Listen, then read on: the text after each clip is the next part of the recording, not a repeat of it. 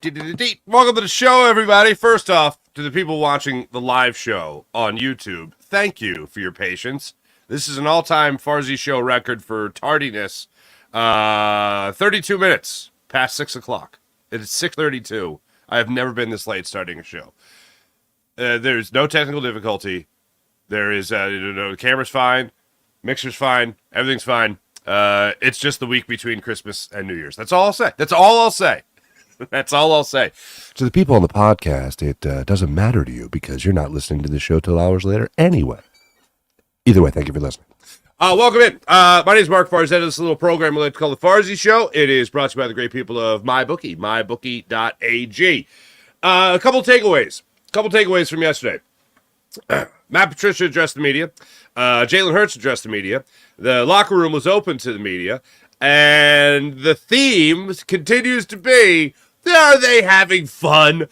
Ladies and gentlemen, every once in a while, there's a media narrative that comes out that it actually makes me feel better about the team.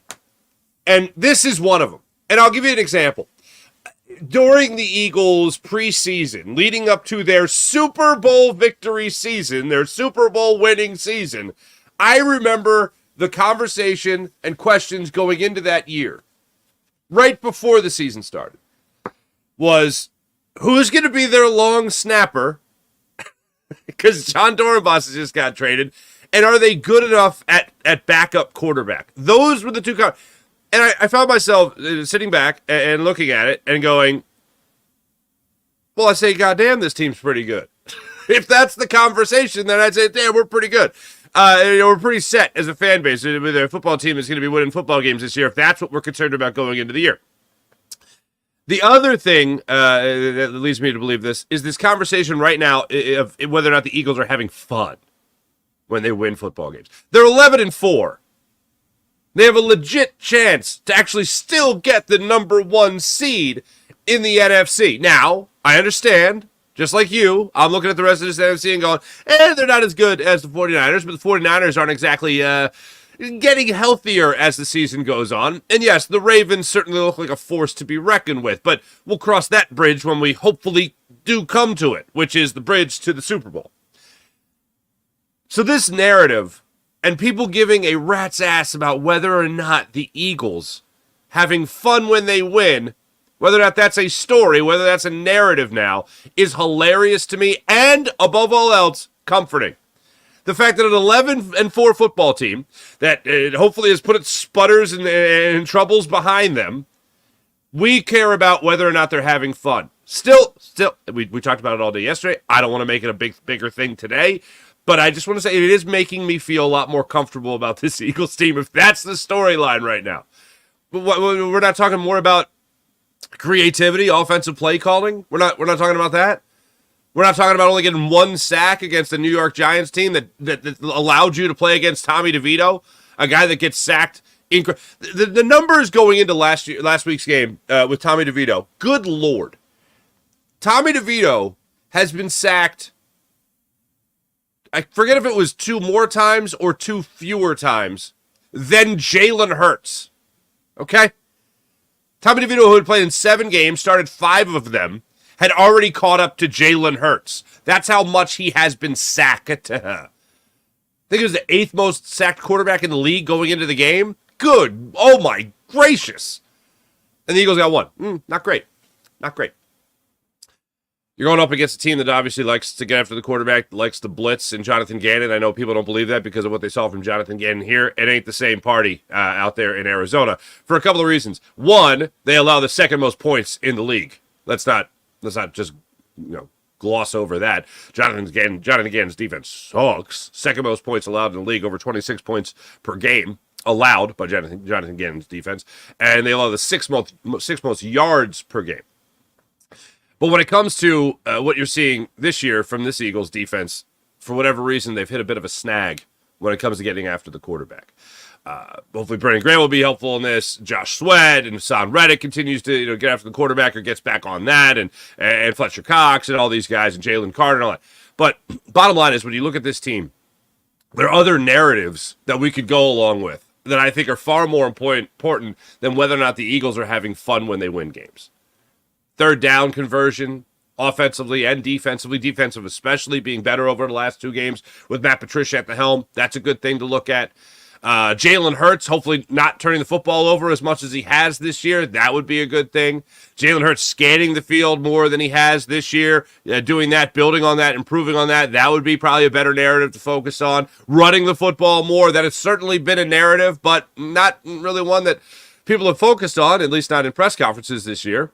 Certainly one that fans have discussed at great length. I see you guys on Twitter. I hear you guys. I read comments from you guys. It's a big part of what you want to see from this Eagles team. But whether or not they're having fun, other than, as I was saying yesterday, gripping the stick a little too tight, I don't really care. As I said, I feel like you've heard from enough professional athletes where you never know which down is going to be your last. You never know which game is going to be your last. So you celebrate every single win. You enjoy it for 24 hours, if that, and then you move on to the next thing. That was one thing that jumped out for me yesterday. It was still a conversation point when it came to Matt Patricia, when it came to the Eagles locker room, and it came to Jalen Hurts yesterday during his media session. The other thing that jumped out was Matt Patricia talking about a guy that I've been rooting for all year long, and that's Sidney Brown.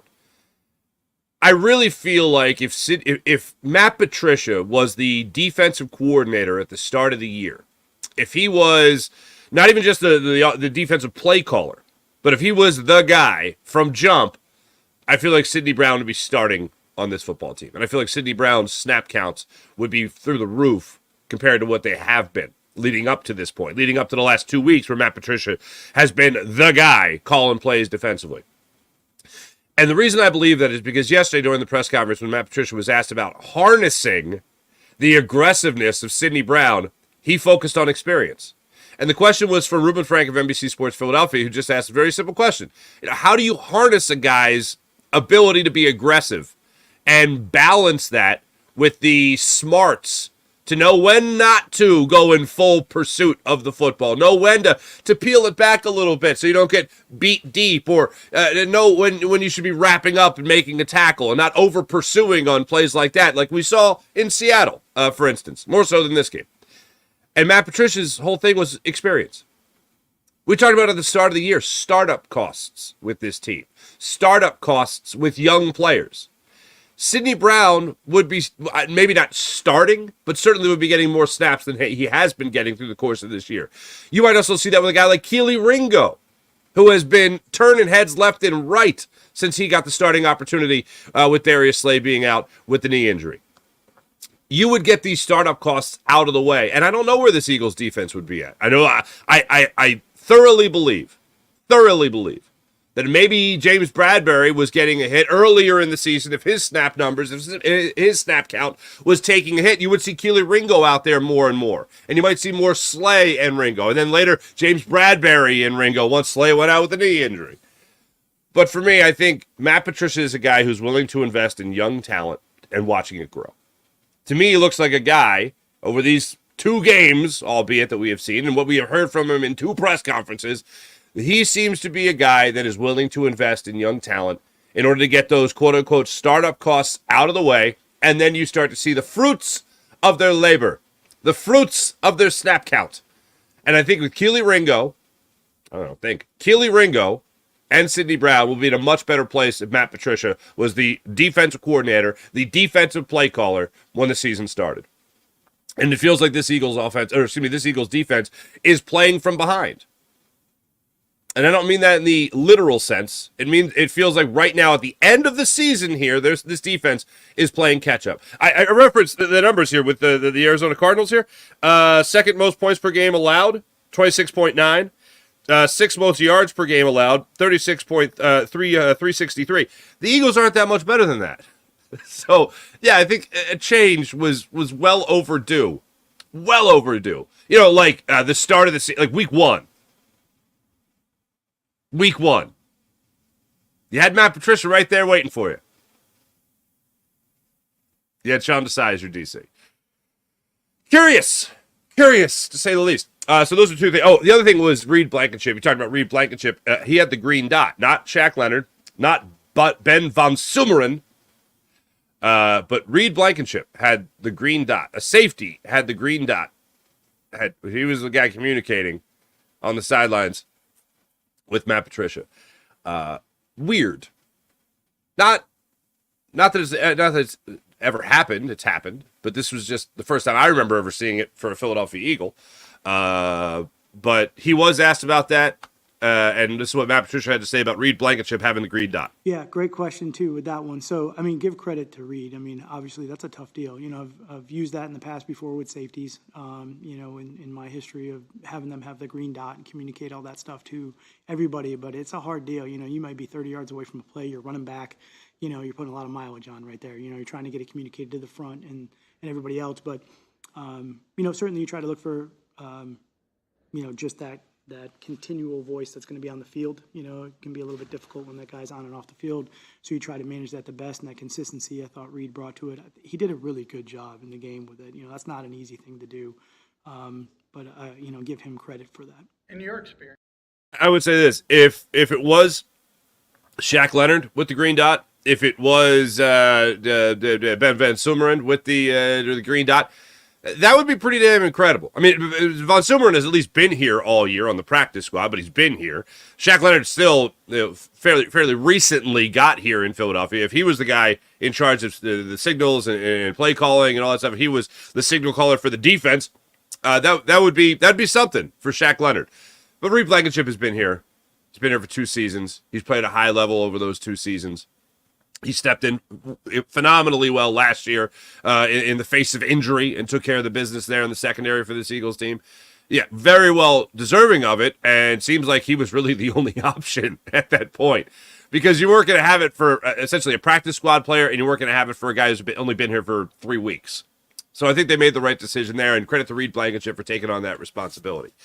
That was pretty much all I got out of Matt Patricia from his address in the media yesterday. He talked a little bit about the rookie wall, whether or not he believes in it with Jalen Carter, you know, case-by-case basis and all that stuff. So didn't get too much into it. Said a lot without a lot of words without a lot of substance is what you got out of it yesterday. Well, for instance, when he was asked about the third down conversions and how that's been better over the last 2 weeks, they're defending against third down conversions. Credit to the players. Credit to the players and they're executing the game plan. I always love when coaches say that. They do what I tell them to. And that's why they're good. Thank you. All right. Sounds good. All right. Jalen Hurts.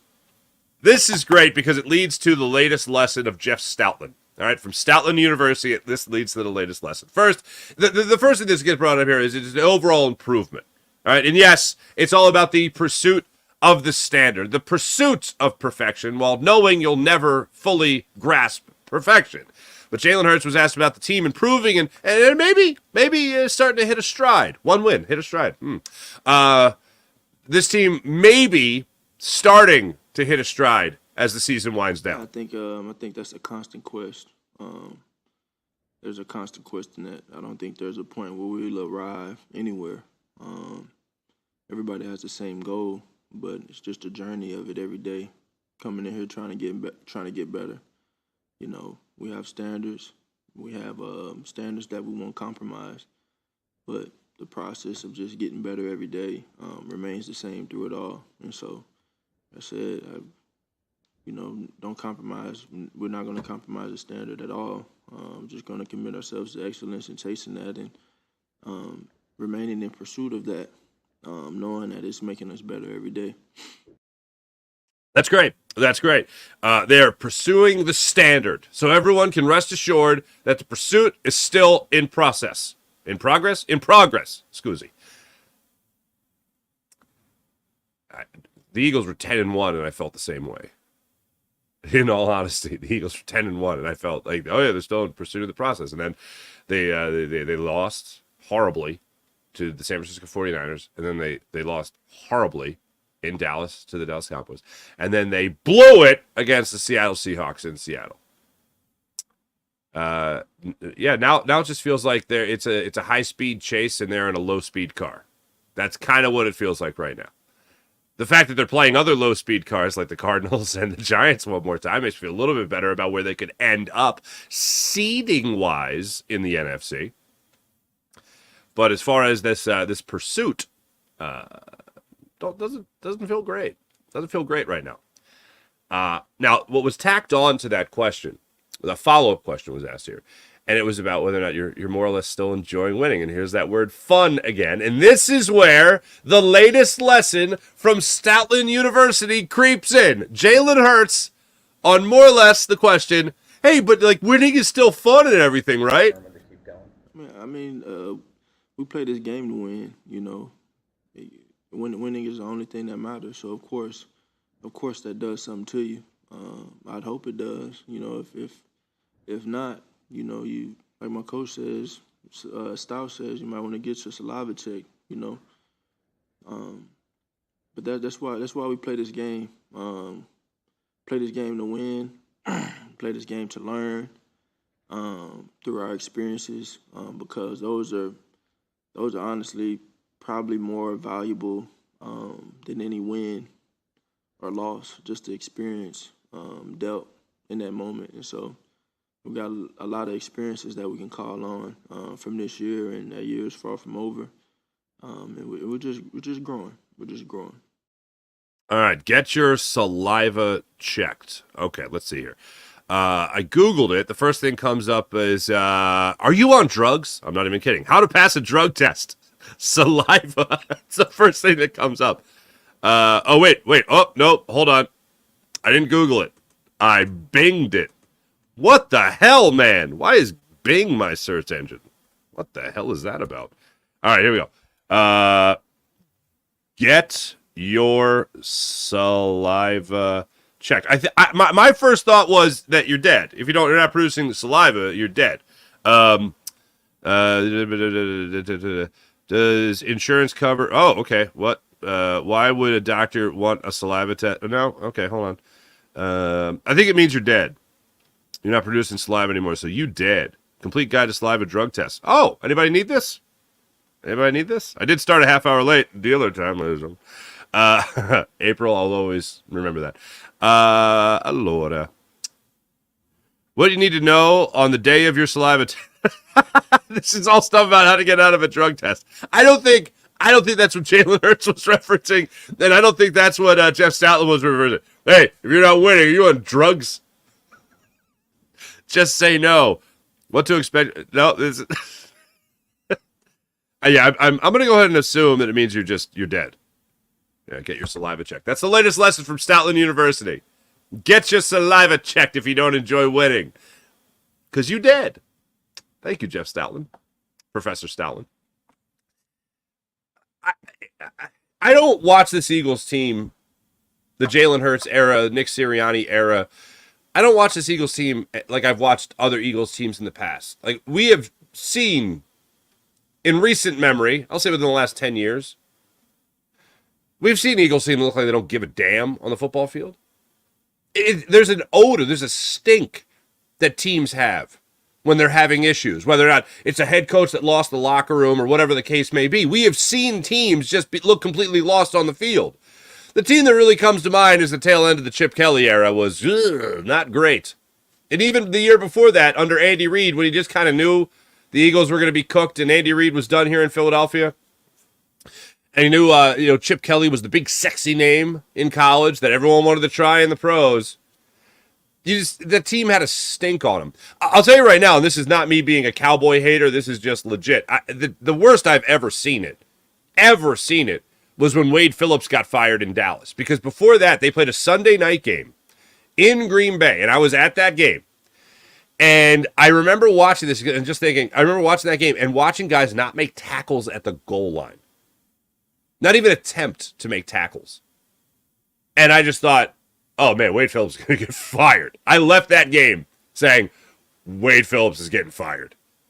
And sure enough, he was fired. It was never more obvious to me of a team quitting on a coach than that. People have started the narrative, here's another narrative for you, of this team has quit on Nick Sirianni. Nick Sirianni has lost the locker room. First off, I feel like that is such a lazy narrative to put out there. It's people that have never stepped foot in the locker room. There's people that haven't talked to the head coach. There's people that haven't talked to the players. Oh, he's lost the locker room. Really? You're just going to throw that out there? That's ridiculous.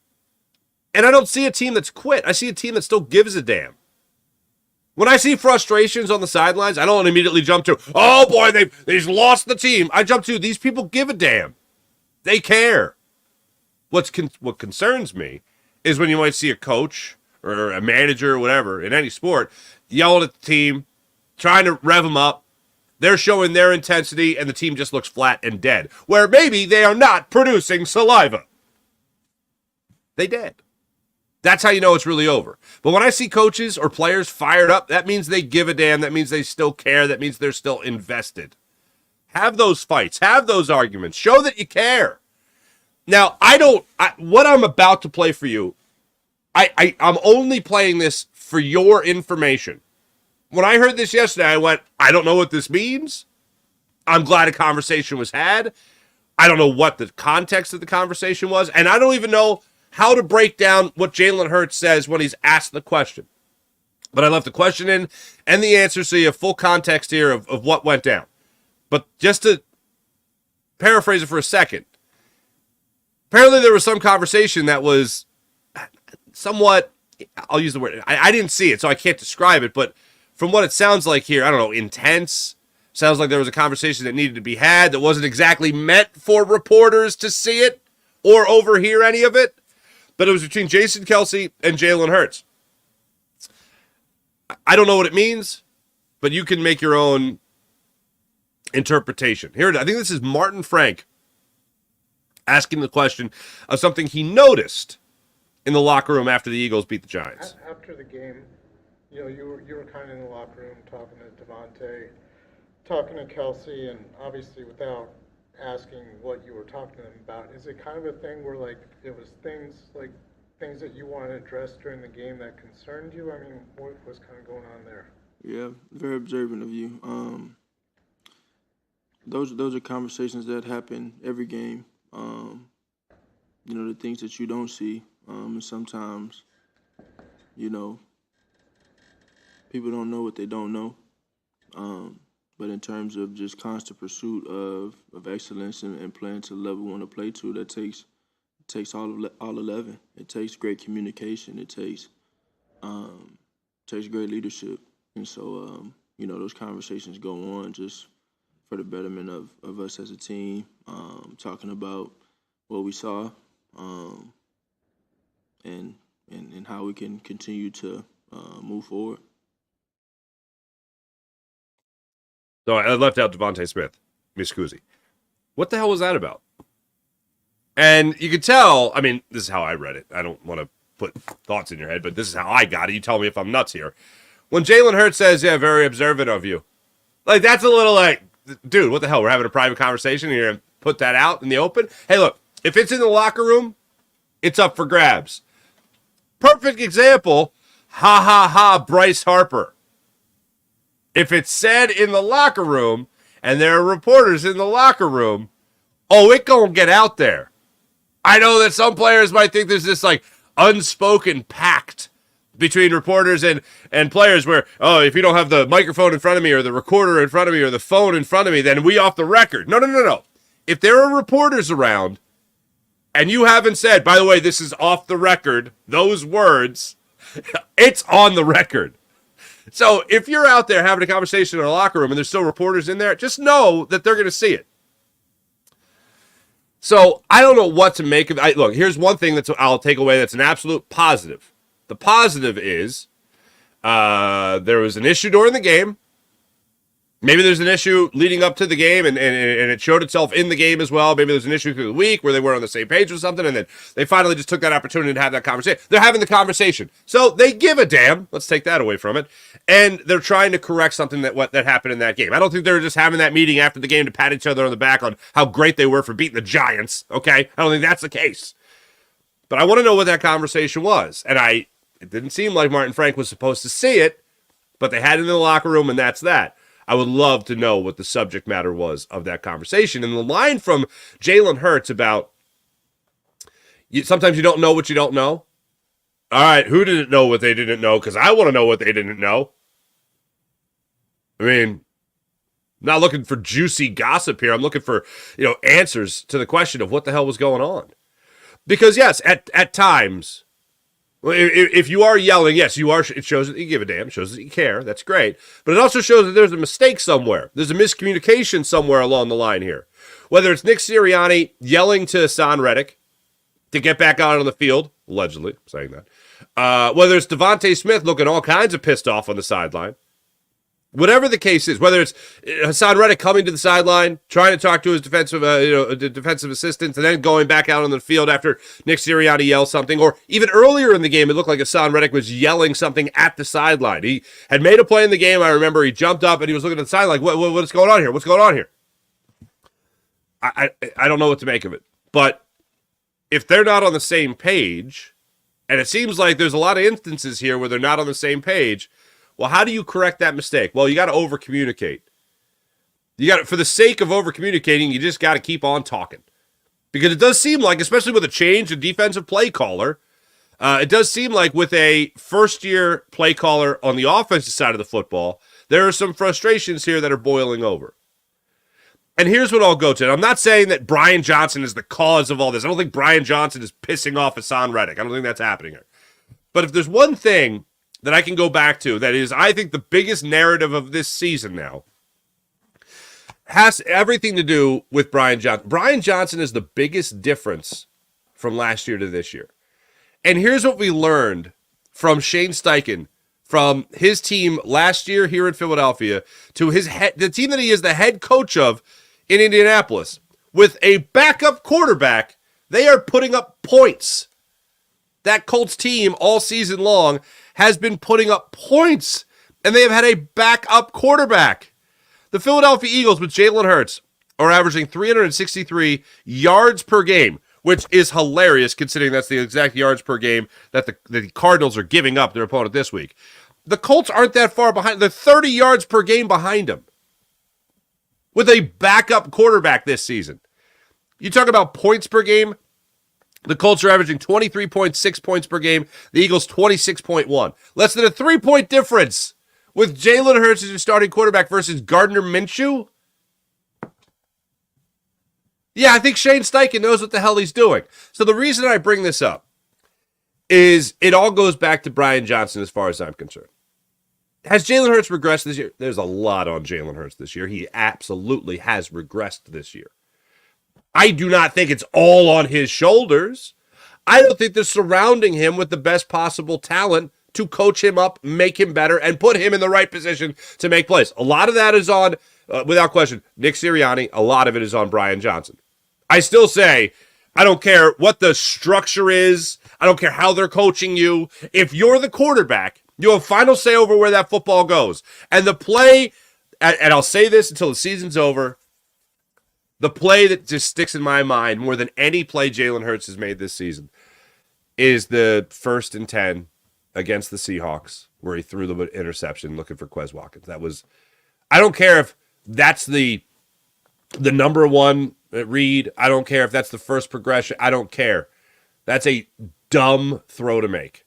I don't care if Nick Sirianni and Brian Johnson were both telling Jalen. I don't care if Jeffrey Lurie was in the headset of Jalen Hurts saying, "You're gonna throw this ball, right?" I don't really. No, Jalen Hurts has final say over where that ball goes, and that is not the play to make in that situation. So that's 1,000% on Jalen Hurts. The other stuff that goes along with this is whether or not you could have a coach be coached or coach up the team.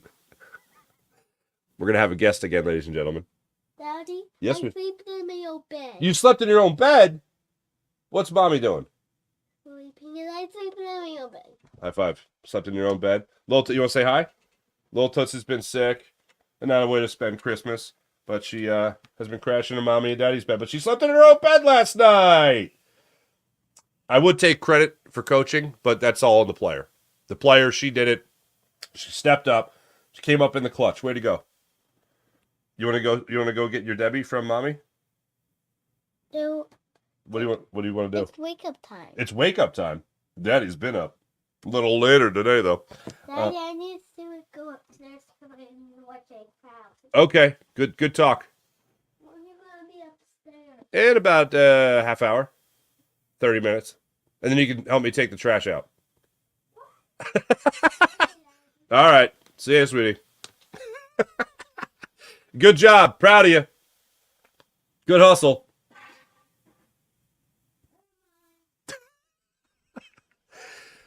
For the people on the podcast, that was my daughter. Just kidding. That's if it wasn't obvious enough. But Nick Sirianni. Anyway, Nick Sirianni. I'll put a door on the studio one day. Nick Sirianni with a lock. The thing that I look at with Nick Sirianni and Brian Johnson is, yes, the coaching has not been there this year. And going back and looking at Shane Steichen from last year and going back looking at Shane Steichen really as his time here as a defensive coordinator and going back and looking at what he has done with the Indianapolis Colts, he's pretty damn good. Brian Johnson, not so good. I 100% feel that Nick Sirianni needs to take over play calling for the Eagles. And this is no new revelation. As I pointed out in a couple of shows last week, you have never had to worry about your defense less than you worry about it right now. Jonathan Gannon, not a defensive coordinator, gets hired as a defensive coordinator here in Philadelphia. Sean Desai was only a defensive coordinator for 1 year. You have plenty of experience on the defensive side of the football in your defensive play caller in Matt Patricia. If you're Nick Sirianni and you're a head coach and you even want to provide that blueprint, you want to provide that box for your defense coordinator to stay within, you have never had more reason to have more trust in your defensive play caller than you do right now in Matt Patricia. That doesn't have to be under your jurisdiction anymore. Technically, is it because you're the head coach? Absolutely. But if you're the head coach and you're looking at a guy like Matt Patricia, who's also been a head coach, you don't got to look over there and be like, Matt, what are you doing? Maybe do it like this. No, you don't need to do that with him. So then Nick Sirianni can focus more on the offense, which kind of is suited to his background and his resume. I don't know. No. I know that Nick Sirianni could not be a better play caller than Shane Steichen.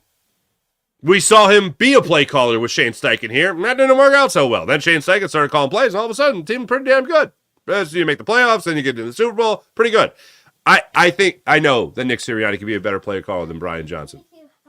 I know that Lil Toots could be a better play caller than Brian Johnson. What's that, sweetheart? You trying to turn on the TV? Yeah, I want to watch it for hours, but I turn on baseball, but yeah. Who's playing? Is it a tape? Did you turn on a recording? Yeah, but I want to watch it for hours, but it doesn't work. Okay, all right. Well, I think your Debbie is upstairs in mommy and daddy's room. So why don't you go upstairs and see if you can find your Debbie and put it on there? But Daddy, I want help. I know I can't help you right now, sweetheart. I'm working. I want help. Working. What's that? Please. Okay, I'll be right there. Just do me a favor. Go get mommy. Or see if Grammy or Grampy can help you. Or Tessie. Tessie's their dog.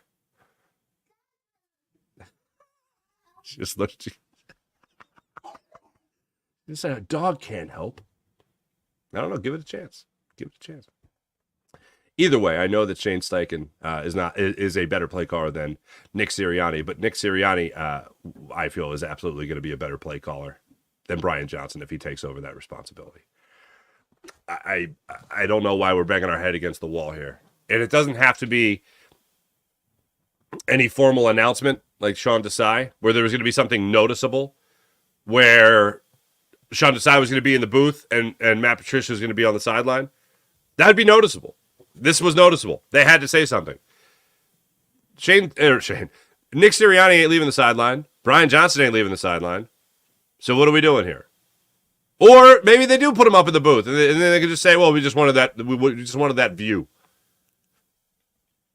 This is something they could do without embarrassing anybody. This is something they could do without throwing Jalen Hurts' boy under the bus, the proverbial bus. I don't like what I've been seeing from this Eagles offense. I do not like the idea that there's no creativity. I hate the idea that we have seen them run plays that have worked. And the one that I always go back to is the jet sweep. And then you haven't seen it since. What's that about? Where's one exotic play formation? Like, well, what the hell are they doing here? You don't see it. Abandoning the run is just something that is an Eagles thing when it comes to the front office, more so than it is the specific coach. The Eagles don't like running the football. Analytically speaking, it is not the thing to do. But if you have the best offensive line in football, which, by the way, I think it's 2 or 3 weeks now, the Eagles have been rated the number 1 offensive line in football by Pro Football Focus. They've been in the top 4 pretty much all season. But now you have an opportunity with that offensive line to run the football with a guy like DeAndre Swift. Yeah, you should go out there and you should run the football with how well he ran that ball against the Giants. And you should keep that coming. That's a good defensive coordinator in Wink Martindale. That's a good defensive line. The Eagles committed to it at certain points in the game, and you saw them have wonderful success. At different points of the season, you see them commit to the run and have a lot of success. And then all of a sudden they get away from it. And I feel like that really kills the rhythm you have as an offense. And it hurts the rhythm you have as an offensive line as well. So for me, that is mind-numbingly stupid that they ever get away from it. Yet here we are. If I have one request for the rest of the season, that is a philosophical change, it would be that Nick Sirianni is the primary play caller for this offense. After that, maybe I'll just have Jalen Hurts call plays, Terry Bradshaw style. Don't see it happening either. You see him be out there Peyton Manning style, maybe. Don't think it's happening, but it's something I'm certainly rooting for. Let me tell you guys about the incredible people at MyBookie. MyBookie.ag. Take advantage of all MyBookie has to offer when you use promo code Farzy. That's promo code Farzy at MyBookie.ag. Use promo code Farzy, and you know what you're going to see? You're going to see up to $1,000 redeemable cash bonus at mybookie.ag when you use promo code Farzy. Bet on basketball, like them 10-9-8 76ers winning without Joel Embiid last night. You can bet on the Eagles, taking a little action there on Eagles Cardinals, right there, mybookie.ag. Or you could also bet on things that are not in the world of sports. You could bet on TV shows. Yeah, that's right. You could bet on TV shows. You can bet on politics at MyBookie. Check out mybookie.ag. Download the app to your phone and also use mybookie.ag and use promo code Farzy for up to $1,000 redeemable cash bonus. New year, new you, a well-kept you. How about Manscaped? Step into 2024 with confidence, thanks to Manscaped, where resolutions are met and hairs are neatly kept. As the new year approaches, why not make self-improvement a breeze by keeping your body well groomed? Introducing Manscaped Performance Package 5.0 Ultra, the ultimate all-inclusive kit designed to help you feel clean, cut, and confident as you should. Featuring the Powerhouse Lawnmower 5.0 Ultra, this next-generation trimmer ensures precision and ease when tackling your toughest hairs. So kick off 2024 with a trim above the rest. Use promo code Farzy20, that's Farzy20, at manscaped.com for 20% off and free shipping. Manscaped takes care of you, ladies and gentlemen. Boy, does it. It's fantastic. I am not only an endorser for the Manscaped products, I am also a client. Check out Manscaped Performance Package 5.0 Ultra. It's here, and I'm here to tell you that these futuristic tendencies are absolutely incredible. It includes the bundle with a brand new Lawnmower 5.0 Ultra, Weed Whacker 2.0 ear and nose hair trimmer, and the essential aftercare products like the, wait for it, Crop Soother Ball Aftershave Lotion and Crop Preserver. Wait for it again. Anti-chafing ball deodorant and 2 free gifts. How about that? How about that? The gifts just keep on coming from the great people of Manscaped. Oh, and did I mention it's waterproof? Not too shabby. Check out Manscaped, manscaped.com. Use promo code Farzy. You get 20% off and free shipping at manscaped.com and use promo code Farzy20. That's Farzy20. F-A-R-Z-Y 20. How about the Game Time app? Also incredible. Looking for tickets to the big event, the big concert, the big show, the big theater program, the game, whatever it might be. Game Time app. Get those tickets, especially at the last minute offers. Nobody takes care of you like the Game Time app, especially with all-inclusive pricing. You know what that means? All-in pricing? That means you're not going to get that surprise. We're like, oh, good, these tickets are only $20. What, 35 in service fees? And I have to shovel this app's driveway in the winter? What? That's ridiculous. No. Not the Game Time app. It's all inclusive. Game Time deals. They have tickets right up to the start of the event. Even an hour after the event starts, it's the place to find last-minute seats. You'll find the exclusive flash deals as well. Sponsored deals on tickets for football, basketball, baseball, concerts, comedy, theater, and so much more. Also, zone deals. You pick the section. Game Time picks the seats for big-time savings. And the Game Time guarantee means you'll always get the best price. Even if you find tickets in the same action or same section and row for less, Game Time will credit you 110% of the difference. How about that? That's a Game Time guarantee, folks. Use promo code Farzy. That's promo code Farzy. When you download the app and create an account, you then type in promo code Farzy for $20 off your first purchase. Not too shabby. Terms apply. Again, create an account and redeem the code Farzy, F-A-R-Z-Y, for $20 off. Download Game Time app today. Last minute tickets, lowest price, guaranteed. Before we get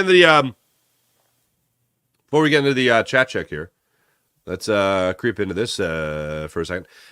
Sixers came up with their 21st win of the season, 112-92 against the Orlando Magic. Okay? And it was their first win of the season without Joel Embiid in the lineup. How about that? Tyrese Maxey, DeAnthony Melton having themselves some nice fourth quarters to close this game out. Maxey ended up with 23 points. Tobias Harris, 22 points. DeAnthony Melton, 22 points as well. And 4 of 7 from beyond the arc, including back-to-back threes in the fourth quarter. Not too shabby. Paul Reed got the start, 15 points, 10 rebounds in 32 minutes played. I like what I saw right there. Also, off the bench, Patrick Beverly came up with 10 points for you. Marcus Morris Sr. came up with 14 points for you. In total, 6 Sixers finished in double figures in scoring. Not too bad. Yeah, that's what I got for you. Sixers going to be back at it tomorrow night. I think tomorrow's the Rockets. I believe tomorrow is the Rockets game. Tomorrow is the Rockets game in Houston, Texas at 8 o'clock. So there you go. Flyers are back at it tonight as well. They continue their road trip against the Vancouver Canucks. The 10 o'clock puck drop. Looking to get off the schneid of back-to-back losses. So there you go. All right, let's get into the chat check and see how you beautiful people are on this fine, fine morning. Let's see here. Dev first. Congratulations, Dev. Way to be. Morning, y'all. Good morning, Jason A. Nice to see you. Sean Gillespie. What's going on? April. How are you? Dev, no worries. You're the hardest working man. That's very kind of you. Thank you. T-Bro. New record, 33 minutes. Yeah, if it's beyond dealer time, what world would it be? Would it be supplier time? Is that what it would be? I don't know. Lane said we have more fun than the Patriots. That is true. That's a great, oh my God, Dank, that is a great point. I forgot about that. Was it before or after the Super Bowl he said that? I want to say it was before. I think he said it, and then they went and played the Patriots. Maybe it was well after. I don't know. I can't remember. Either way, he said it. But yeah, not something I'm. Oh, that does remind me of one thing that was said in the locker room by Jordan Mailata. Jordan Mailata talked about like fun isn't the focus. I think that was the message. Fun basically wasn't the focus, and what he got into was how they're trying to make sure they do hit their stride going into the playoffs. Like he's here to win. I'm here to win. You know, that kind of thing. It's actually pretty motivational. Farzy had to make himself pretty. Some days are harder than others. Hey, you ain't kidding. Cardinals blitzed a ton last year. Fair enough. Good morning, Nathan. Sean Gillespie, what's going on? Analytics says teams that have fun during wins aren't successful. That's great. Swinging. Swinging. What's up? Buda Baker, Cardinals best defender? Yes. Farzi's a peacock. Gotta let him fly. I don't believe I've done the peacock call. I don't believe I've done the peacock call for the great people of Jacob Media yet. Maybe we will if they request it. I think I said this before, and nobody requested it, so I didn't do it. Good morning, Farzy. Good morning, Northeast Sports. What's up? How you doing? I assume it's Northeast Sports. Ringo on the other side of the ball with Slay would be good. I'm looking forward to that day. How about that? I'm looking forward to that day with Slay and Ringo. Sounds like a band. Now here's Slay and Ringo. Run the ball. Okay, I concur. Eagles have to worry about the middle part of the field on pass coverage. Yes, they do. Nolan Smith. Yeah, Nolan Smith. Hell yeah. Here's the only thing I'll say, Nathan, with Nolan Smith. Nolan Smith scared the hell out of me in the first game of the season. And I remember when he said it, Derek Gunn and I were on set. And we both looked at each other and we were like, did he just, huh? Nolan Smith said that sometimes his shoulder works. His shoulder is his baby. Sometimes it works and sometimes it doesn't. I'm like, dude, you're a rookie. What the hell? Your shoulder's already falling apart? That's not good. Sean Gillespie. Note to self, wear a pencil in your ear. Look smarter. Yeah, you should. What's the saliva checked? Drug test? Nick? Bing, are you running Windows 95? I know, right? No, I don't know what happened. But maybe, I don't know, a month or so ago, I was uploading things or updating things on my computer, and all of a sudden Bing became my default browser. And I'm not browser, search engine. And I'm like, that's not right. And I've changed it many times. It won't stay. I've saved it. It won't stay. I think the Russians got to my computer. Could be a drug test. Yes. Mozilla. Bing has very interesting results for their. Yes, they do. Babs, what's up, Babs? Farzi, you should give Hurts a lesson in public speaking because his deep monotone whisper is pretty bad. Plus, he talks in circles and in riddles. I mean, he's going to give me quarterback lessons, I guess. I'll give him the public speaking lessons. I don't know. Chandler Bing? Oh, for Bing search engines, I get it. Your targeted ads are going to be such a mess for the next month or so. Rabies? Can't drink water? Huh? Oh, for that thing. For checking your saliva. They played like this the last few games in 2017. Dynamic, that was my point on the post-game show. And I almost made Mike Missinelli's head explode. Because if you remember, in 2017, they did play like crap at the end of the season. And I remember Nick Foles, in particular, playing like a doo-doo. Okay? Playing like a big old pile of doo-doo. And people were like, Nate Sudfeld looked pretty good against the Cowboys in Week 17. Maybe Nate Sudfeld should be playing. And I remember after the game, they're interviewing Nick Foles, and I forget which game it was. It might have been the Raiders. No, the Raiders was on Christmas. The Raiders game I watched at a Topgolf in Houston, Texas, because that was right around Christmas. And I remember watching that game, and I was with a bunch of my Sunday night people, and they were all like, "Oh, Farzi, there, your team's gonna suck. Your team looks like it sucks. They're not doing anything." And that was a low-scoring game against the Raiders, and the Eagles' offense at the end of that season couldn't get anything going. So on the post-game show, Mike Missinelli asked me, "Do you have any reason to be confident?" And I said, "Mike, I know this is going to drive you nuts because it's going to invoke the Folesian society. But the Eagles sucked at the end of the 2017 season. And Nick Foles stepped in and took this team to a Super Bowl and won the Super Bowl. The Eagles, winding down that year, had a 19-10 victory over the Oakland Raiders on Christmas. And then played on the last game of the season that meant nothing to them. And it was a 6-0 game where they lost to the Dallas Cowboys, where Nate Sudfeld went out there and played the majority of the game. And people were like, this team isn't doing it. They're sputtering. And they won the Super Bowl. So if you can tell me anything's possible, there's no city in the world that should be able to believe in that more so than Philadelphia. So if you're asking me why I have confidence that this team can still do anything, I'll tell you why I have confidence this team can still do something. I've seen worse with better results. with a better ending to the story.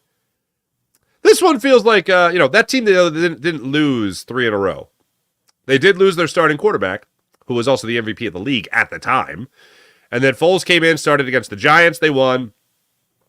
Started against the Raiders, they won. Barely played against Dallas, they lost 6-0. And then they went in and rolled in the Super Bowl. Or excuse me, they went in and rolled in the playoffs. That first game, though, against Atlanta, that was scary. What's up, Mihai? It's disturbing when multimillionaire athletes stop trying. Not the case with the 2023 Eagles. I agree. Got to throw Vegas off. That's funny. Losing in the locker room is the dumbest ish ever. Dank, thank you. With Nick without Steichen is lost. I think Nick with Brian Johnson is more lost though. So we're looking for the lesser evils here. Nathan, I don't know. Nick's performance is kind of sus. Yeah, he's not great. But all I'm looking for is better than Brian Johnson. That's all I'm looking for. Yeah, the Ravens on Monday Night Football. I'm having nightmares of that. If heaven was human, what's up? Welcome to the program. Lil Tuts, good morning for Nathan. Game pillow. This game pillow goes to Lil Tuts. Shot with Lil MacGyver. I know, man. It's crazy. Spitter. What the hell? 2-5. Brian Johnson is the new NFL darling. Well, Farzy Show Daughter Edition. She's made other appearances on the Farzy Show.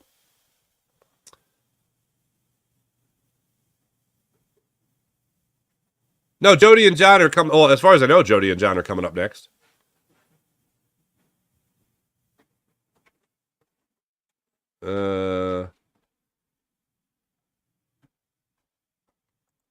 Sil says Jacob is off until January 2nd. They better not Sirianni this channel up. I'm working, baby. I'm working. Here's Folsom Prison Blues by Johnny Cash. What? Maybe the Russians did hack my computer. Here's Folsom Prison Blues. As far as you hit a home run on your Eagles points today, it's refreshing to hear someone that knows. Oh, that's very nice of you, Babs. Appreciate it.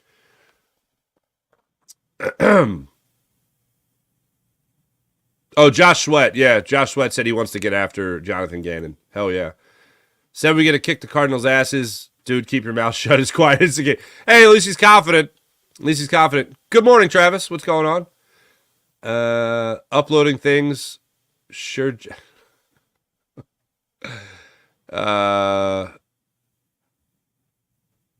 Eagles fan. The Raiders game. Yeah, it was a low-scoring game. Yeah, but you were close.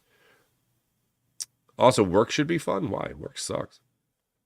There was no Birds 365 or Sports Take yesterday on YouTube. Oh, come on. Hey, man, I'm putting in the effort. I'm putting in work, man. Putting in that work. Going to the woodshed. Know what I'm saying? Anyway, thanks to everybody in the chat. You guys are lovely as per usual. One thing I didn't show you guys. Oh, because I didn't put it in. What the hell's bells there, Farzetta? Get your you-know-what together. Come on. Allora. Here it is. Okay. Not that this means anything, but I figure just for the sake of accuracy, I'll show you guys this John. Here we go. Come on. Injury report. So it was a walkthrough yesterday, so make of this whatever you will. Darius Slay did not participate. Zach Cunningham, Nicholas Morrow, limited participants.